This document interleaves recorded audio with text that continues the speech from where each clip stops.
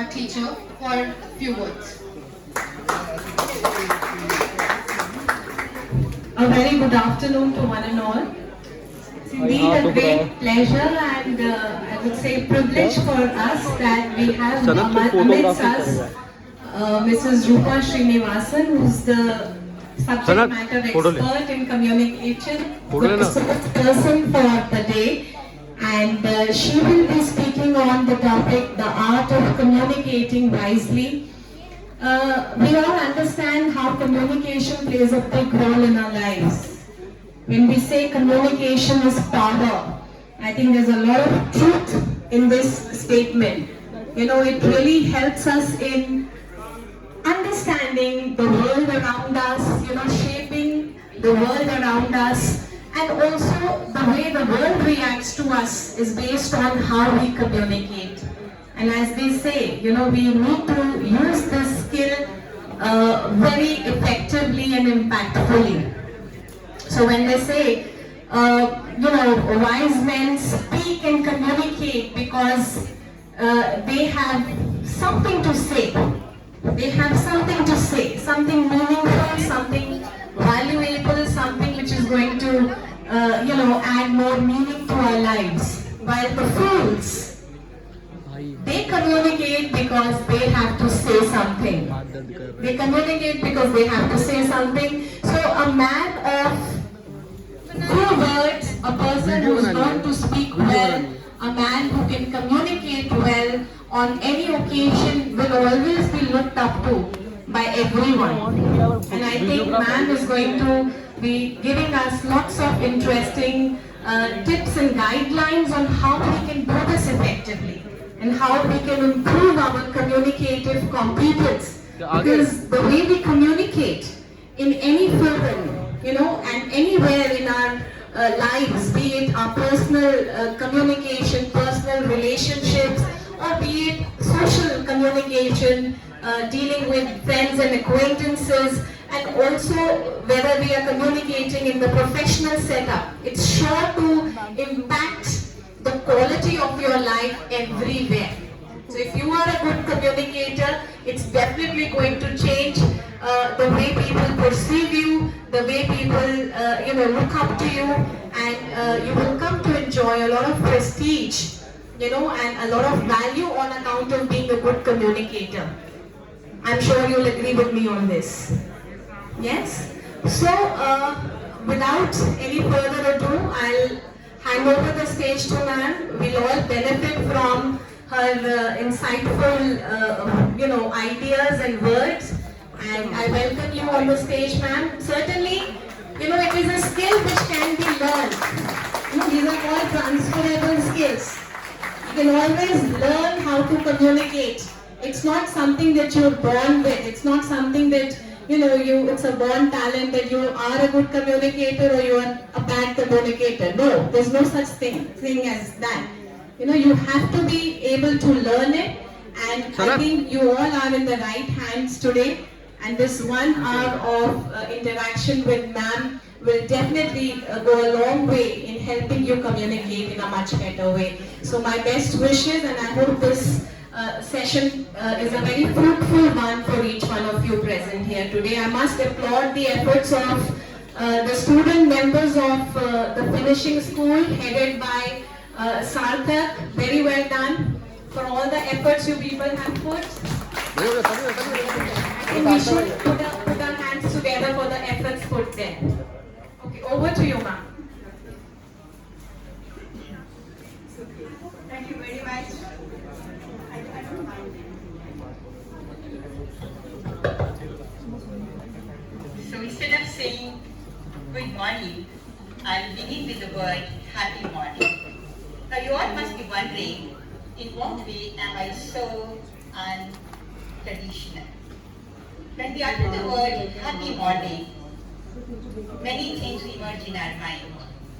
The feeling of joy, the feeling of passion, the feeling of concern, the feeling of care, and the feeling of giving happiness to somebody.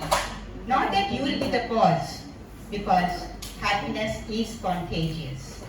You spread it and others follow. And when others follow you, you make a huge mass of people following the same concept. That is called happy morning. And it's not a gossip that I'm sharing with you. Nowadays, in some of the countries, they have created a post, Minister of Happiness. UAE is very much there in the news, and they have created the post at the level of minister, like we have Education Minister, Minister of Science and Technology, Minister of Foreign Affairs. So they also have created a post which is Minister of Happiness. Now what's the use of this, creating this post in the ministry? If you look at it deeply, the meaning goes much deeper inside, which rules the practices of the ministry. So when you are the Minister of Happiness, many of the decisions that you will be taking will be based on right decision-making power. You will be more humane, you will be more concerned, you will be more passionate, you will be more compassionate. And whenever any file is put on the table of the minister, the person who is the applicant and the ministry who is the applicant, they want the favorable signatures on the proposal date. So when the person is the Minister of Happiness, I think slowly and steadily there will be a change in the world. Then there will be no nation fighting another. There will be no war between Ukraine and Russia. There will be no threat of third war all across the globe. So perhaps it's the wisdom given to UAE that has started with this post. So with that feeling of peace at the universal level, I begin my today's talk. Are you ready to receive it? Yes, Okay. Now here, the first slide that we have is communicate wisely. This word wisely is both adjective and adverb. He communicates wisely. Is adverb. Is talking about the art of communication. And when we say wisely he converses, so it becomes the qualifying word for he, so it becomes adjective. So in first one it's adverb, he communicates wisely. Communicates is verb and wisely is adverb. So wisely he communicates, so that becomes adjective. So what's the use of communicating wisely? Can somebody tell me? What do you mean by wisely? Yes? Come on. It avoids misunderstandings. It avoids misunderstandings in a proper way. That means the communication should not be offensive. Communication should be appealable. Communication should be acceptable. Communication should be regarded as necessary mode of exchange of views with each other. Now let's see. Many times, especially with the youngsters, it happens. Let's take the example, hypothesis we'll take. A boy is in love with a girl, and the girl grows impatient after 5 years of courtship, and she forces the boy, come on, you tell me, are you going to marry me or not? Oh my God, how do you talk to the father?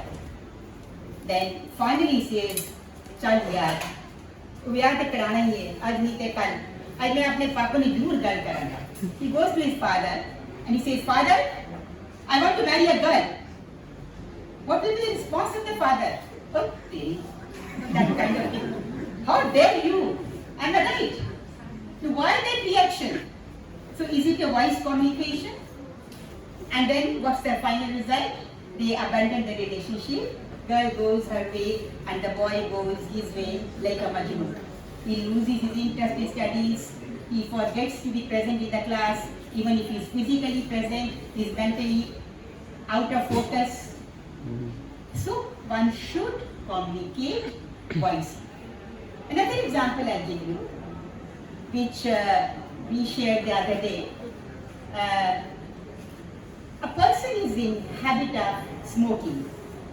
He smokes vigorously. Maybe he's a chain smoker. and they are in the church. That is the friend, two friends are there, they are in the church. So, one boy who is a chain smoker, he goes to the bishop and he says, "My Lord, can I smoke while praying?" "Oh, no, no, no, no, no. While praying, how can you smoke? It's prohibited, it's a order of the church. Archbishop will not like it." "Okay, sorry, I will take care of it." Then he comes and shares his view with his friend and he says, "Okay, it's my turn. I'll go and meet the Archbishop." He goes and greets him by saying, "Good morning, sir. Sir, I have come here to seek the solution of one of the problems and I'm sure you'll bless me." "Then what's the problem?" "Sir, actually I feel that I'm very close to the Lord and not even a single second of the day I like to be departed from His presence. Whatever I do, I like to do in His presence. So, what my problem is that sometimes I like to smoke. So, while smoking, I don't want to divorce my heart and my mind and my thought from the prayer. So while smoking, can I think of the Lord and pray?" "Oh, yes, yes, why not? God is always there. He's in your blood, He's in your body, He's in your soul, He's in your action, He's in your thought. Whatever you may be doing, you can." So there's no such restriction. Even while smoking, you can think of the Lord and the Lord Almighty will be there with you and He shall be definitely blessing you. He comes and speaks to his friend. "Arey yaar, tenu kita mil gayi permission? Maine to mili nahi. I got the permission because I communicated voice." Both scenarios are same. Two friends of the same age. Both are chain smokers. Both are there in the church, and one gets the permission and the other does not get. Why does it happen? It's how you communicate.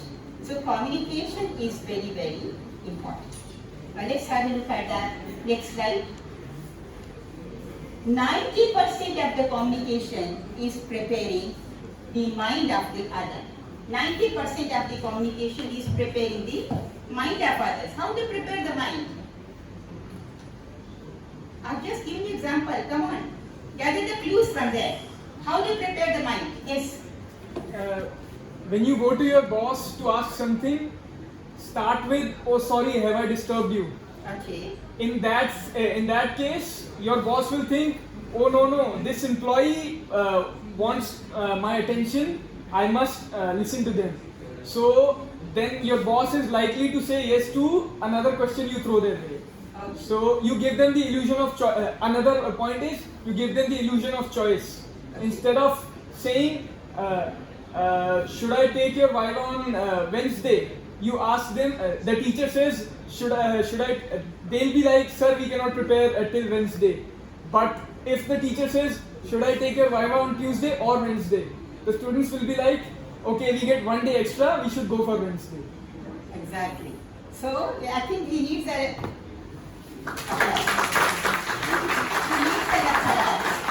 Not that very extraordinary answer has been given.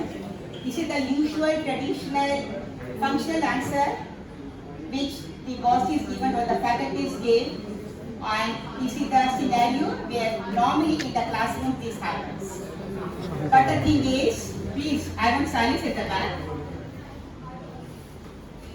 So the students who really want to propose to the teacher, they have to give option.